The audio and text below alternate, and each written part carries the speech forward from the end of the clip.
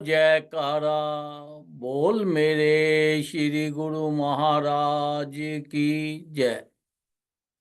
सौभाग्यशाली प्रेमी गुरुमुखों, इंसान के जीवन में तीन चीजें हैं: भावना, विश्वास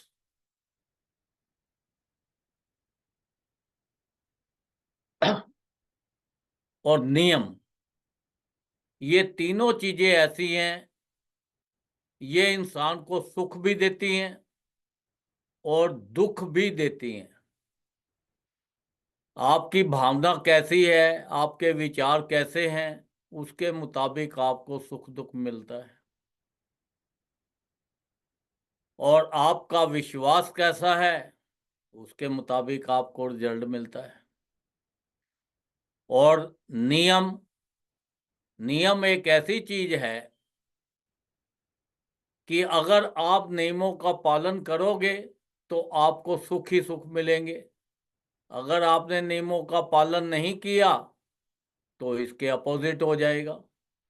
एग्जाम्पल तौर पे, आप किसी दूसरे कंट्री में जाते हो तो उस कंट्री में जाकर आप अपने नियम चलाओ कि भाई हमारे ये नियम हैं, तो हम इन नियमों के मुताबिक चलेंगे, या हमारी ये करेंसी है ये यहाँ पे चलेगी। तो ऐसा तो नहीं होगा, क्योंकि उस कंट्री के नियमों के मुताबिक चलोगे तो आपको सुख मिलेगा।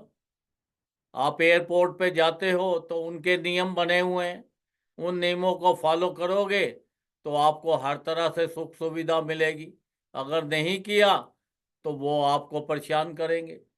अगर आप किसी के घर जाते हो, अब उसके घर जाकर उसके घर के जो नियम हैं वो नियमों के मुताबिक अगर आप चलते हो तो वो आपको वहाँ पे हर तरह का सुख सुविधा हर तरह से आपको मिलेगी, आपकी खूब इज्जत मान भी होगी। अगर वहाँ जाकर आपने नियम का पालन नहीं किया, आपने बोला जी हमारे घर पे तो 6 6 नौकर हैं, आपके यहाँ तो हम तो काम नहीं कर सकते, आपके यहाँ नौकर नहीं है, तो फिर क्या होगा? तो उनको तो परेशानी होगी, तो फिर आपके लिए भी तो परेशानी खड़ी हो जाएगी। तो इसलिए संसार के अंदर नियमों का पालन करना भी बहुत जरूरी है। जहां पे भी जाओ, जो भी नियमों का पालन करता है उसे हमेशा सुख ही सुख मिलते हैं। जो नहीं करता तो उसके अगेंस्ट हो जाता है। अब देखो, दो दोस्त थे, यार थे दो। अब वो अपना एक यार ने बोला भाई चलो हम भगवान शंकर के ऊपर हर रोज जल चढ़ाने जाया करेंगे। दूसरा नास्तिक था, वो कहता भैया तू जल चढ़ा, मैं तो नहीं जल चढ़ाऊंगा, मैं तो पत्थर मार के आऊंगा, क्योंकि मेरे लिए तो वो पत्थर है, तेरे लिए भगवान है, तो मैं तो ऐसा नहीं कर सकता। अब रोज जाएं और रोज नियम के मुताबिक अपना जल चढ़ाएं, वो पत्थर मार के आ जाए। एक दिन ऐसा हुआ कि बहुत आंधी तूफान आ गया। जो जल चढ़ाने वाला था वो सोच में पड़ गया कि इतना आंधी तूफान है तो मैं तो आज नहीं तो कल चढ़ा लूंगा, वो तो रह गया। और जो दूसरा पत्थर मारने वाला था वो कहता है भैया मैंने अपना नियम नहीं तोड़ना, मैं अपने जो नियम बनाया है उसके मुताबिक चलना है, मेरी जो भावना है उसी के मुताबिक चलना है, और मेरा जो विश्वास है उसके मुताबिक चलना है। मैं तो पत्थर मार के आने, चाहे कितनी भी आंधी हो कितना भी बारिश हो। जब इतने बारिश तूफान के अंदर वो जब पत्थर मारने गया तो वहां पे जब पत्थर मारा तो भगवान शंकर प्रकट हो गए और उन्होंने बोला मांगो, जो मांगोगे तुम्हें मिलेगा। वो कहता है मैंने पत्थर मांगा तो आप मुझे वरदान दे रहे हैं। वो कहते हैं कि भगवान के लिए कोई पत्थर या फूल या कोई चीज सब एक समान है, पर तुम्हारा जो विश्वास था, तुम्हारा जो नियम था, तुम्हारी जो भावना थी, वो एक ऐसी थी कि आप हर वक्त यही सोचते रहते थे कब दिन निकलेगा, कब मैं वहां पे जाऊंगा और कब मैं पत्थर मार के आऊंगा, क्योंकि हर वक्त आप मेरे अंदर ही लीन रहते थे। तो देखो ये जो नियम होते हैं कितना काम करते हैं। अब नियमों का उसने पालन किया तो भगवान को पा लिया। अब वो उसे जो दूसरा था उसने नियम नहीं किया तो वो रह गया। तो ये तो संसार है। देखो हमारे संत महापुरुषों ने भी हमारे लिए 5 नियम बनाए हैं, श्री आरती, पूजा, सत्संग, सेवा, सिमरन और ध्यान। जो श्रद्धा सहित करे निश्चय हो कल्याण।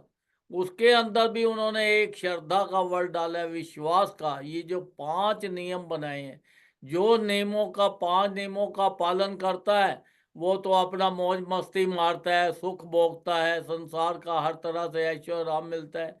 जो नहीं करता तो वो तो फिर ऐसे ही रह जाएगा। तो ये तो संसार का एक असूल है, कहीं पे कैसा भी हो, जो संसार के नियम है उस नियमों का हमें पालन करना है। तो देखो संत महापुरुषों के अगर हम हुक्म में चलते हैं, उनके नियमों का पालन करते हैं, तो हमारा लोक भी सुखी हो जाता है और परलोक भी सुखी हो जाएगा। क्योंकि जो हमें उन्होंने नाम दिया हुआ है, नाम एक ऐसी चीज है ये हमारी हर वक्त रक्षा करती है। वो कहते हैं इसका नियम पालन करो, उठते बैठते चलते फिरते हर वक्त जो है नाम जपो।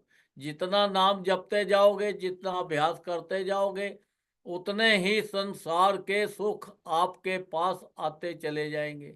सारी रिद्धियां सिद्धियां आपके कदमों में अपने आप आ जाएंगी।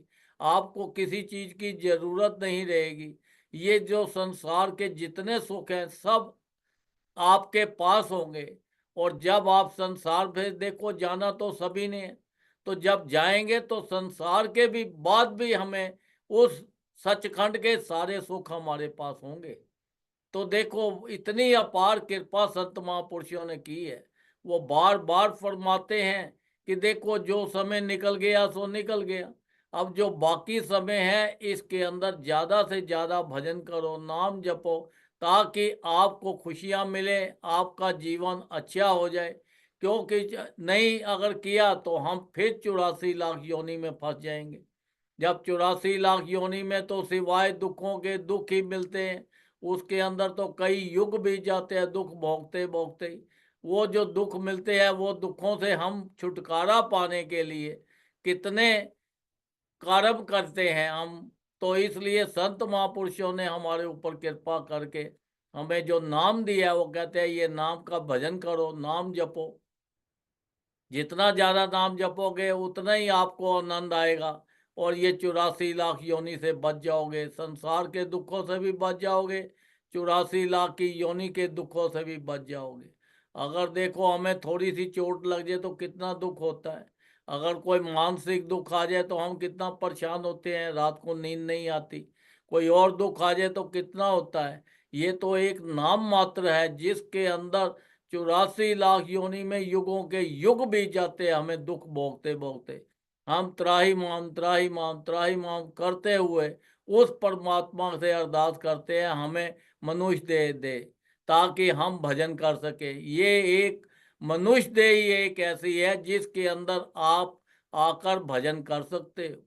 जितने देवी देवता हैं वो भी उस परमात्मा से कहते हैं कि देखो हमें भी एक बार ये मनुष्य योनि में भेजो, पृथ्वी पर भेजो, ताकि पृथ्वी पर जाकर हम भजन करके इसका लाभ उठा सके। क्योंकि भजन सभी के भागों में नहीं लिखा हुआ। ये बड़े विरले लोग होते हैं जिनके ऊपर परमात्मा की बड़ी अपार कृपा होती है, उन्हीं को भजन चीज मिलती है।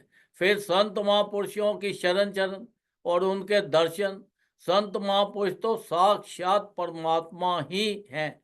वो परमात्मा एक अपना इंसान का रूप बनाकर, संतों का रूप बनाकर ये संसार में आते हैं। वो इसलिए आते हैं ताकि हम उनसे बातचीत कर सके। क्योंकि परमात्मा तो एक निराकार रूप है, वो घट घट वासी है, वो सर्वव्यापी है। वो निराकार रूप भी है और साकार रूप भी है। साकार रूप में आकर वो हमें दर्शन देते हैं, हमारे से बातचीत करते हैं, हमें आशीर्वाद देते हैं। तो हमें तो उनका पूरा पूरा लाभ लेना चाहिए। क्योंकि वो तो अपना एक सेकंड के अंदर हजारों लाखों करोड़ों रूप बना लेते हैं। वो तीनों लोकों में हर जगह पहुंच जाते हैं, हमारे हर दुख तकलीफ को दूर कर देते हैं। चाहे हम देश में बैठे हो, विदेश में बैठे हो, कहीं पे भी बैठे हो, किसी गुफा में बैठे हो, कहीं पे भी हो, और जब हम उनको याद करते हैं तो वो हमारे पास ही है। जो उन्होंने नाम दिया है, ये नाम जो है वो खुद ईश्वर का ही नाम है, ईश्वर ही वही नाम है। तो ये नाम की इतनी कीमत है, ये सभी को नहीं मिलता। ये हमारे ऊपर बड़ी अपार कृपा की है परमात्मा ने, जो हमें ये नाम मिला है। तो हमें इतनी कीमती चीज को हम गवा रहे हैं। और ये जो संसार के अंदर जो हमें ये शरीर मिला है, ये शरीर एक किराए का घर है, ये शरीर हम नहीं है। हर इंसान यही सोचता है कि मैं, ये जो शरीर है यही मैं हूँ। एक्चुअल के मैं तो वो हूँ जो बोल रहा हूँ, देख रहे हैं, सुन रहे हैं, वो मैं है। हम इस शरीर के अंदर कुछ टाइम के लिए आए हैं, परमानेंट नहीं है। ये जो श्वास हमें मिले हैं, इतने कीमती श्वास हैं कि तीनों लोगों की एक श्वास की कीमत डाल दे तो वो भी कम पड़ती है। तो ये इतने कीमती श्वासों को जो हम लोगों की निंदा में, बुराई में, चुगली में, इधर उधर की चीजों में लगा रहे हैं, सांसारिक चीजों में व्यस्त कर रहे हैं। तो ये देखो हम कितने सोच में सोचने की बात है कि इतनी कीमती चीज को हम कितनी आसानी से गवाते जा रहे हैं। क्योंकि ये चीज हमें बार बार नहीं मिलनी, ये श्वास हमें बार बार नहीं मिलने, ये शरीर हमें बार बार नहीं मिलना। तो इसलिए ये जो है हमें जो मिला है, ये किराए का शरीर है, ये हमें कभी भी किसी वक्त भी छोड़ छोड़ के जाना पड़ सकता है। तो इसलिए हमें इतना कीमती समय मिला है और इतनी चीज है, तो हम इसका पूरा पूरा लाभ उठाएं। उस परमात्मा ने हमारे ऊपर इतनी अपार कृपा करके जो हमें ये शरीर दिया है, उसके अंदर श्वास दिए हैं, फिर तंदुरुस्ती दी है, फिर इतनी अच्छी हमें संगत मिली है, इतने अच्छा हमें नाम मिला है। तो देखो हमें तो हर इतनी अपार कृपा होने के बाद भी अगर हम आनंद ना ले, फिर तो हमारे जैसा मूर्ख कौन होगा। तो हमें तो ये चीजों का पूरा पूरा लाभ लेना है। सत्संग सुनना है, जब सत्संग सुनो तो सत्संग के अंदर बैठो, ऐसा नहीं हो कि काम कहीं और कर रहे हैं, सत्संग चल रहा है उसका लाभ सत्संग में जाके भी लाभ नहीं मिलता। तो इसीलिए ये संसार के अंदर एक चीज याद रखो कि कहीं पे भी जाओ, विश्वास के साथ अपना उसके अंदर तन से, मन से, धन से, हर तरह से ये सोच लो कि देखो हम ये जो काम कर रहे हैं, उसी काम के अंदर अगर आप मन लगाएंगे तो आप कामयाब हो जाएंगे। अगर आप नौकरी करते हो तो नौकरी के अंदर पूरा ध्यान नहीं दोगे तो क्या होगा, आपकी नौकरी चली जाएगी। अगर बिजनेस के अंदर पूरा ध्यान नहीं दोगे तो क्या होगा, आपका बिजनेस नहीं चलेगा। तो इसलिए ये जो हमें नाम मिला है, ये जो भजन मिला है, इसके अंदर भी हमें पूरा, जब भजन में बैठे पूरा ध्यान लगाएं और अपना ध्यान लगा के पूरा ये सोच के बैठे कि देखो ये शरीर हमें बार बार नहीं मिलना और ये समय बार बार नहीं मिलना, बड़ी मुश्किल से मिला है और इसका हमें पूरा पूरा लाभ उठाना है। क्योंकि संसारिक चीजें तो सब यहाँ की यहीं रह जानी है, ये तो सब मिथ्या है। ये हमारे साथ कोई भी चीज जाने वाली नहीं है। जिन चीजों के पीछे भाग रहे हैं, ये जब हम भजन करते हैं ये सब चीजें खुद ब खुद हमारे पास आ जाती है। तो इतनी कीमती चीज है जो हर चीज की मिल सकती है इसको जपने से। देखो संसार में जब आप संत महापुरुषों के पास जाते हो तो उनको बोलते हो कि देखो हमारे बेटे की शादी हो जाए, हमारे यहाँ बच्चे हो जाए, हमारा बिजनेस चल जाए, हम प्रॉपर्टी ले लें, हम गाड़ी ले लें, तो वो क्या फरमाते हैं, संत महापुरुष फरमाते हैं नाम जपो सब ठीक हो जाएगा। तो देखो नाम में कितनी ताकत है। तो इसलिए हमें इसका पूरा पूरा लाभ उठाना है, संत महापुरुषों के बनाए हुए हुक्म में चलना है, उनके नियमों का पालन करना है, ताकि हमारा लोक भी सुखी हो जाए और हमारा परलोक भी सुखी हो जाए। तो देखो धन्ना जट था, उसने विश्वास किया तो परमात्मा को बुलाकर और उससे अपने खेतों को जोता दिया। ये विश्वास की बात है। अगर आप विश्वास के साथ अपना नाम जपते हो तो फिर देखो आपके पास सुखों संसार के और परलोक के सुखों की कोई कमी नहीं रहेगी। हर तरह से आपकी मौज ही मौज रहेगी और इतनी कीमती चीज को आप पाकर अपना लोक भी सुखी कर लोगे और परलोक भी सुखी कर लोगे। जो मनुष्य देह मिली है ये भी आपका सफल हो जाएगा और संत महापुरुषों को भी बड़ी प्रसन्नता होगी कि देखो ये जीव हमारे पास आया है तो इसका कल्याण हो गया, दुखों से इसका छुटकारा हो गया। देखो लोक परलोक दोनों सुखी करने के लिए तीन चीजों का याद रखना है, भावना, विश्वास और नियम। तीनों चीजों का पालन करो तो देखो संसार के अंदर सुख ही सुख मिलेगा, हर तरह से मौज ही मौज रहेगी। आपका लोक भी सुखी हो जाएगा और आपका परलोक भी सुखी हो जाएगा। बोलो जयकारा बोल मेरे श्री गुरु महाराज की जय।